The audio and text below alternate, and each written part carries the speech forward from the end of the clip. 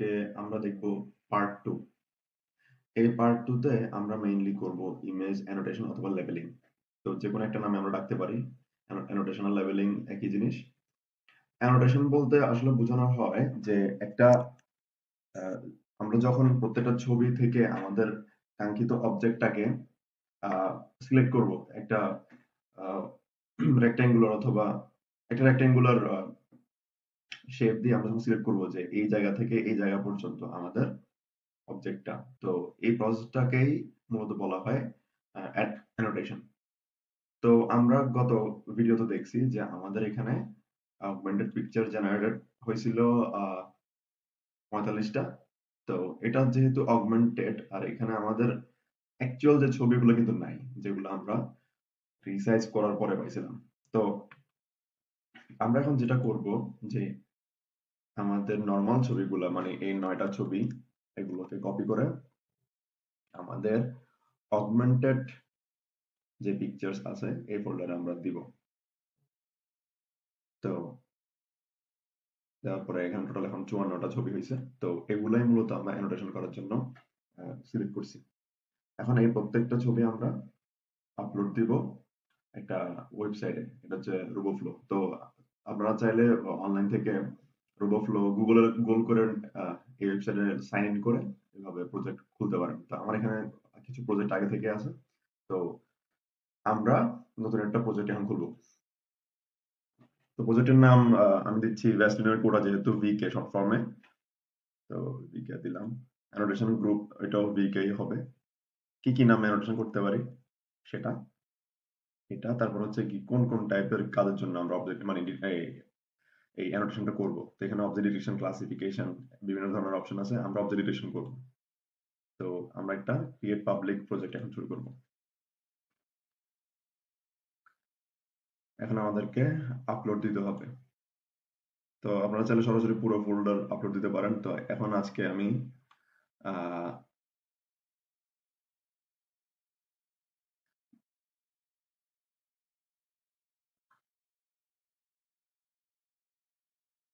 এখানে কন্ট্রোল এ দিয়ে প্রত্যেকটা ছবি একসাথে আপলোড দিয়ে ফেলবো।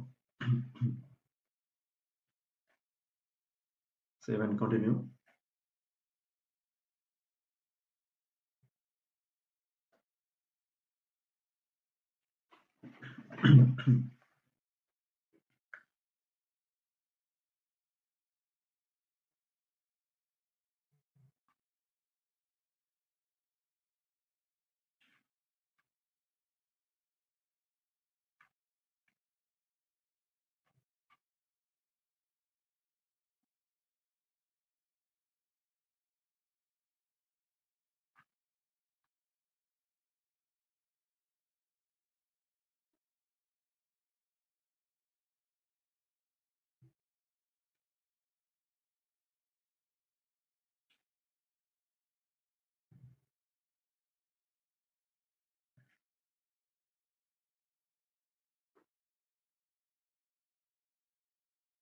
এখানে 3 ধরনের অপশন আছে। একটা হচ্ছে auto labelling, manual labelling, Roboflow labelling.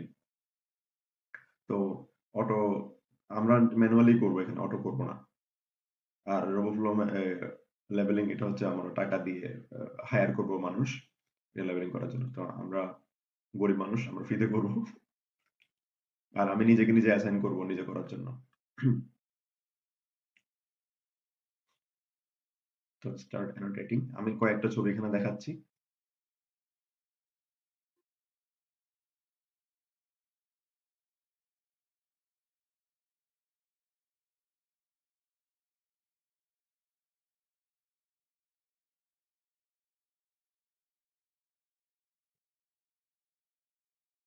আমরা চেষ্টা করবো আমাদের অবজেক্টটা পুরো রাখার জন্য এই বক্সের ভিতরে।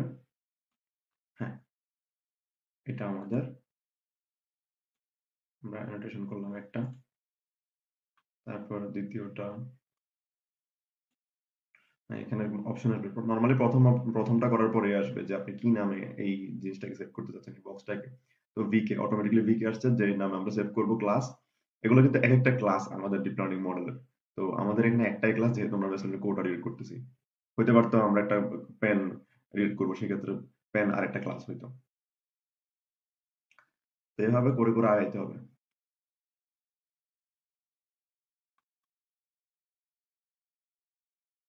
পরবর্তীতে প্রত্যেক সময় প্রত্যেকবার আর সেভ করার দরকার নেই, একবার সেভ করলে পরবর্তীতে এখানে নেক্সট ক্লিক করলে অটো সেভ হয়ে যাবে। রোবোফ্লোতে লেবেলিং করা এটা হচ্ছে সুবিধা। আর আরো কিছু সুবিধা আছে যে ধরেন আমরা এই ছবিগুলাকে অ্যানোটেশন করলাম এখন ইয়োলো V8 এর জন্য, হইতে পারে আমাদের পরে ইয়োলো V9 অথবা ইয়োলো V5 এর জন্য এই পিকচার গুলার অ্যানোটেশন করা ফাইল গুলা আমরা এক্সট্রাক্ট করতে হইতে পারে, এক্সপোর্ট করতে হইতে পারে। সেক্ষেত্রে আমাদের এই ওয়েবসাইট থেকে আমরা যে কোনো ফরম্যাটে নামায় নিতে পারবো। আমাদের লেবেলিং শেষ পর্যায়ে। এখন আমরা লাস্ট ছবিটা লেবেলিং করে আমরা এক্সপোর্ট করব।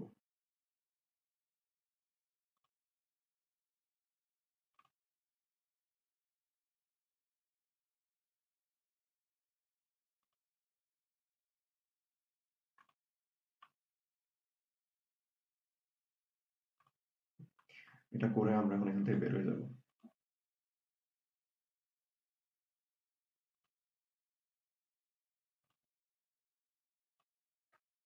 বের হয়ে গেলে আমরা এখানে দেখতে পাবো যে আমাদের একটা আলাদা ফোল্ডার তৈরি হয়েছে। এখান থেকে আমরা এখন এক্সপোর্ট করব।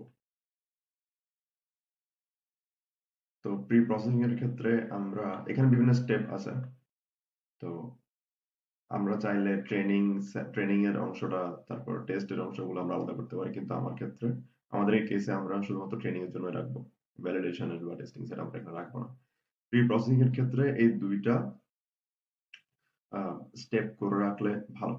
আমরা এই দুইটা স্টেপ করব। তারপর অগমেন্টেশন আমরা এখানে এই ওয়েবসাইট থেকে অগমেন্টেশন করা যায়, তবে আমরা এখানে এটা করব না, আমরা ম্যানুয়ালি করছি। এরপর হচ্ছে ক্রিয়েট। ক্রিয়েট দিলে এখন আমাদের কাছে অপশন আসবে আমরা কিভাবে এটা ডাউনলোড করতে চাই। তো আমরা ডাউনলোড ডেটা সেট করব। এখানে আমরা ইয়োলো V8, এখানে অনেকগুলো অপশন আছে, বিভিন্ন অপশন। এই ক্ষেত্রে আমাদের দরকার ইয়োলো V8, আর আমরা ডাউনলোড জিপ টু কম্পিউটার এই অপশনটা দিয়ে এখানে ডাউনলোড করব।